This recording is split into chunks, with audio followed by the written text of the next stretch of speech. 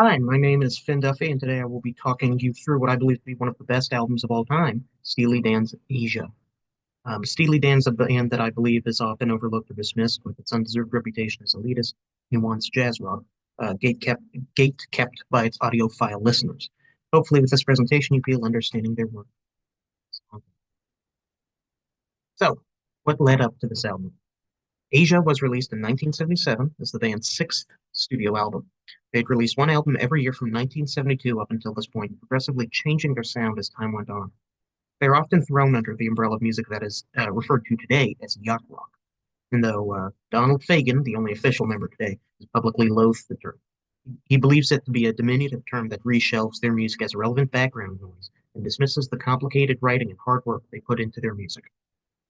Even as their sound changed, one thing that all of their albums have is a maintained high standard of audio quality. Donald Fagen and Walter Becker, the only two members of the band that were on all of their albums, were studio perfectionists both to a point of benefit and detriment. By studio perfection, I am referring to the tedium they put themselves through to record the best possible playing with the best possible equipment before spending countless hours mixing and mastering the music to bring it together just as they wanted. This created a legion of audiophiles following them who craved the high quality of the sound they created. In fact, their work is among the most popular for sound engineers to play while they calibrate speakers due to its detailed audio quality and range of overtones. This would allow those calibrating to fully determine what different frequencies are being output from a source and how well different ranges of tones are being output. However, this tedium of recording came at a cost. Their albums were putting quality over quantity, limiting how much work the band felt was acceptable to release and thus limiting their possible scope in the public consciousness. You can go on YouTube and find hours of unreleased songs that would have been absolute gems in many other artists' catalogs. Their studio perfection also created great tensions between everyone involved in the recording process, including the band themselves, the countless studio musicians they had working for them, and the production team. Last downside of this studio perfection was that it effectively turned what was a six-person band into a duo. During their first album, they were a band of six members who you could trust to hear playing throughout the entirety, including band members, session musicians, and the production team. Their first album only had 21 people, 21 different people involved in its creation. As the band branched out with their sound over time, this meant the involvement of more different musicians to create the sound the songwriters of Fagen and Becker wanted. The written parts may be highly technical and best done by different members on different songs. This slowly but surely cast out most of the original members of the band before they were playing on songs only as much as or less than the other session musicians. Even Becker only played on four of the seven songs on this album. Even though the official band at this point was down to only two members, Asia has 64 different musicians or staff on it, just over three times that of their first album. The band's slow movement of sound also brought them from being a band known for their singles to one for their albums. Though they started as a band influenced by the current musical milieu, as time went on, they began to incorporate more and more of the jazz influences from their childhood and the newer funk and disco elements that were becoming mainstream. This evolution of sound both allowed them freedom to move away from singles and force their movement towards albums, a contradiction of great results. This will be explored a little bit more in the next. So, straying from the mainstream. The first album, Can't Be a Thrill, yielded a spot on the album charts at number 17 and two singles charting at number 6 and number 11. It's a great showing by any band, especially for a debut album. The next year, their album Countdown to Ecstasy was a textbook case of the sophomore slump. This is a phenomenon where bands may take years to work on and write what becomes their first album as they search for a record contract, and then be forced to make a second album in a much shorter amount of time after signing. While I still believe it to be a fine album, audiences were not as kind to Countdown to Ecstasy as they were to Can't Buy a Thrill. Their sophomore album reached only number 35 on the album charts, and their two singles from the album reached number 63 and number 61. Still a financial success, but a sharp decline from their first record. However, this album began a general trend where their albums would reach higher peaks than their singles. For reference, Asia reached number 3 on the album charts, and only as high as number 11 with its most popular single. Perhaps forced to do so by the label, and perhaps out of their own volition, the band began prioritizing their art as more cohesive albums and less as a smattering of different singles. If the singles that were released failed to chart well or less singles were issued, that was fine, because they knew their niche audience would buy the full album, which was expensive. This may be, in a sense, the greatest thing to ever happen to them. This move from singles to albums was liberating for them in many ways, having an album-based audience effectively locked in less customers at a higher price tag who would listen to more of their music, more of their art. These listeners knew the band. They did not need a catchy, flashy single to buy the album. Fagan and Becker now had much greater freedom in their songwriting. They did not need to chop down all of their songs to 3 minutes. They did not need to completely bow to conventional songwriting generics, and they did not need to spell out all of their lyrics for the listener. Along with this, the band decided to end touring. This was another factor that may seem like a limitation, but was secretly a great gift. This was done as their audiences became more niche, given they no longer had reliable outreach, such as spots on the television show, The Midnight Special. Lower audience turnout brings with it a lower marginal benefit to the work put into touring. Additionally, their songs got more technically complicated to play once, let alone try and play every night under the grueling schedule of tour. This also freed up the band's time to keep working in the studio when they would have been forced to. Now, the concept of the gentleman loser. Before we go track by track for the next few slides, I want to cover the repeated theme found throughout their discography of the quote-unquote gentleman loser. This is sometimes written from an outsider's perspective on him and sometimes from his own point of view. He is a nameless character who may have a respectable job, money in the bank, but has no true sense of purpose or greater life satisfaction. He is supposed to reflect what Becker and Fagan saw as the increasing disillusion with life among corporate men of the 1970s, choosing to sell out their soul for cash in a grueling position 5 days a week so that they could meaninglessly search for whatever cheap thrills they could get at night or on the weekend.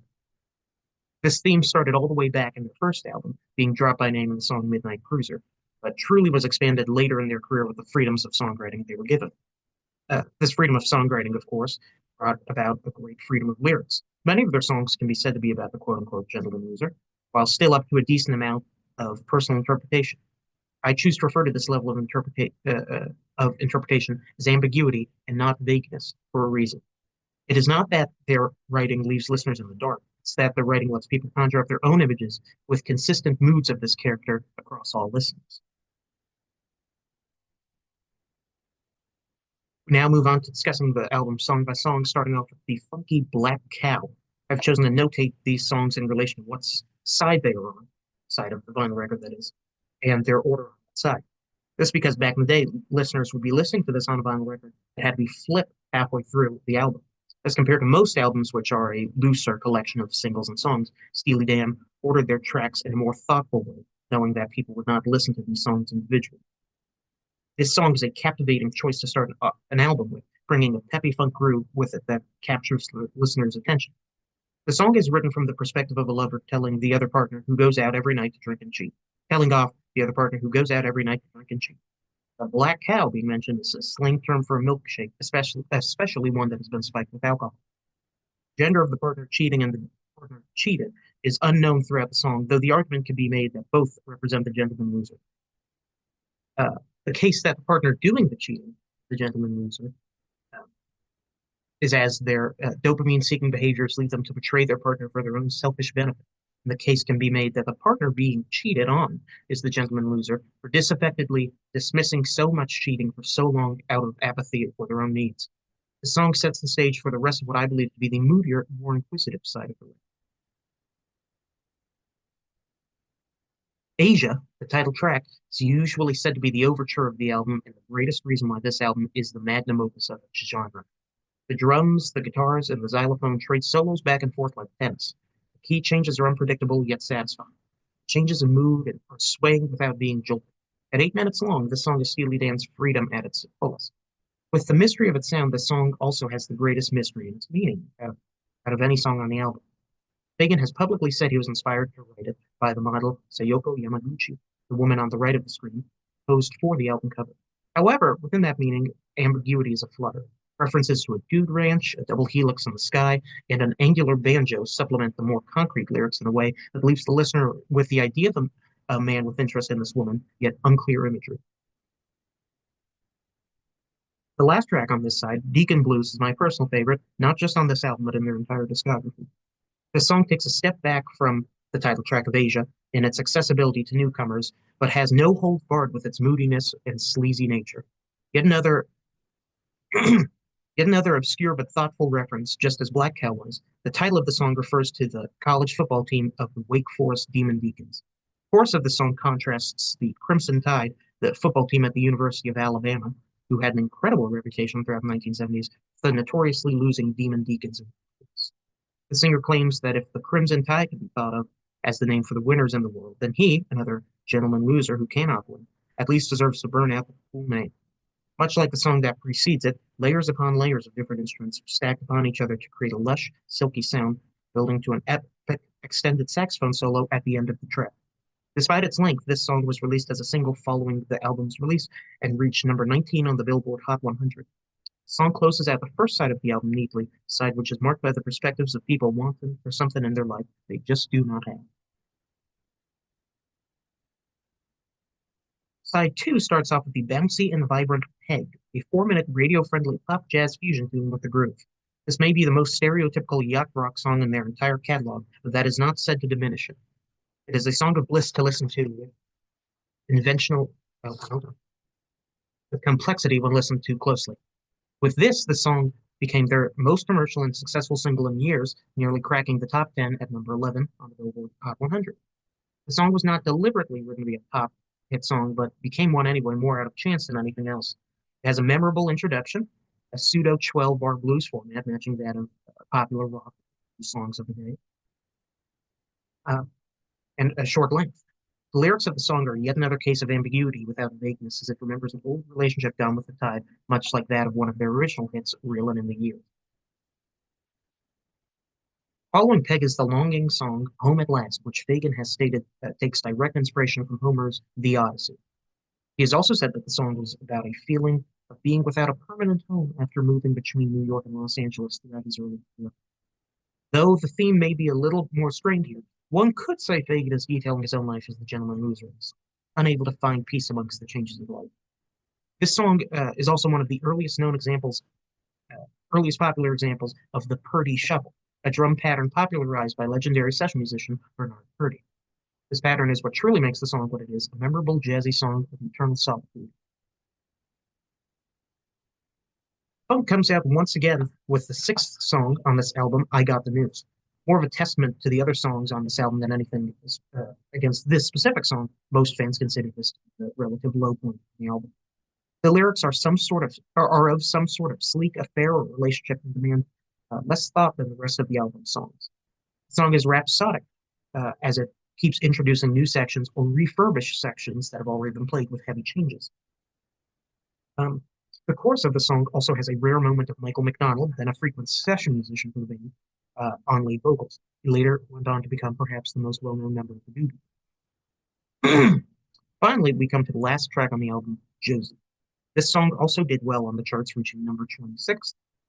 The introduction to the song is a complicated, haunting jazz mix of chimes and guitars lead, that lead into a tonal change with a thumping funk beat. The song's lyrics recall a crazy party celebrating the return of an old friend turns to fighting and drinking.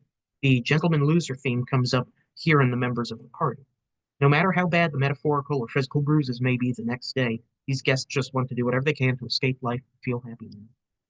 The song also has the returning theme of ambiguity without vagueness, as the activities of the party are referred to as shining up the quote-unquote battle apple. E- uh, uh, then what? Asia was the last album that they would make in their series of yearly releases. The level of studio perfection the band was looking for had become so intense it took an entire 3 years to make their next album, Gaucho. This album is seen as the spiritual successor to Asia. Both have minimalistic covers, fewer songs, yet longer average song length, repeated focus on the gentleman loser motif, and both are considered the paramount of studio perfection. Ultimately, tensions between Fagan and Becker grew so much during their show that the duo broke up for 15 years. They would eventually reunite in the mid 1990s to resume touring and release 2 studio albums in the early years.